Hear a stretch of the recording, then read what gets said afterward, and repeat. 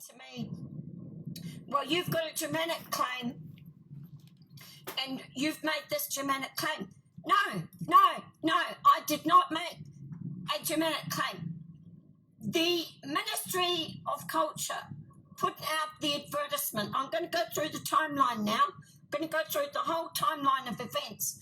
The Ministry of Culture put out an advertisement asking if anybody was interested in this vessel that's down on the Chatham Islands. Now, anybody could have applied for that. You could be an Australian, you could be a German, you could be a Frenchman, you could be from New Zealand or not from New Zealand, because in the World Heritage and UNESCO, these artefacts belong to the whole world because they hold the history of many, many countries within them. Just because the tree came from that country doesn't mean that the artisan tools came from that country, doesn't mean that the designer came from that country. So these artefacts actually, although they belong to the care of that country, they belong to the people of the world because they hold the history of the world. And anybody can apply to have an interest in keeping an eye on the care of that vessel. Well, anyway, ministry puts out. So I answered that ad, as you all know. They send me back a letter. They sent it. I didn't freaking do anything. They sent me the letter and they said, hey, we accept that you're an applicant. And I had sent into them and I said, I think that's a Germanic carving there, that was done by, although it was done by Maori, it was also done with the assistance of the Germanic peoples, Viking, yep. And so I wrote it all in there, and then they accepted me, and they said, yes, we see that you're an interest, and they said that you all of the parties have to work together. Well, Jody and I had put in for an official information request for any matters to do with the St. Pauli ship and also to her family.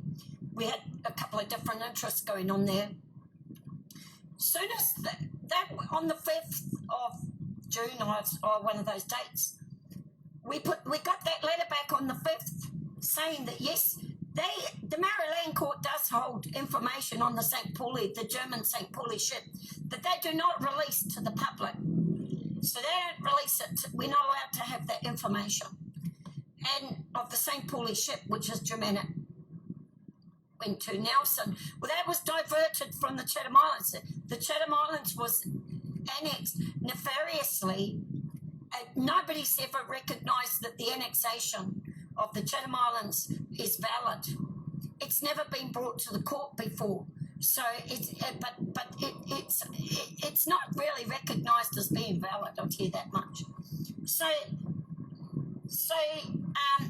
on the 8th of that month, 3 days after we got that letter telling us that they did have things belonging to the Germanic St. Pauli ship, 3 days later, the Moriori filed at the Maori Land Court to say that the Crown, which is the Crown agencies, were not caring and preserving the vessel on the Chatham Islands. And then they said, so therefore we want to claim ownership. Now they, not me, they put my name on that document, and they asked me to go to the court if I had anything to say about that. I put in 9 memorandums because they set a court date. They said, you have to have your memorandum in by such and such a date. I got my memorandum in by that date. Then they turned around and said, oh no, we're not going to court for that date. You're not allowed to speak to that. They put in a new memorandum, a new requirement for a new date for us to go to the court, and I answered to that. Another memorandum. Altogether, I have put in 9 or 7 memorandums I have put in. And during that process, the Ministry of Culture, again, so that's like that's like the invitation from the Ministry of Culture to apply. I did that. Then we had the invitation from the Moriori to contest, which I did. Then we had another letter to contest from the Moriori, which I did put it in. So these are all at their invitation. I have not done anything on my own back. They've invited me every single time. Well, then as the proceedings were going about, I noticed that there were many bad things, such as the containers that they were holding in did not have any ventilation. A whirligig fan was all they needed, $25. They'd received $1 million. They'd received $1 million and they needed $25 to put in a whirligig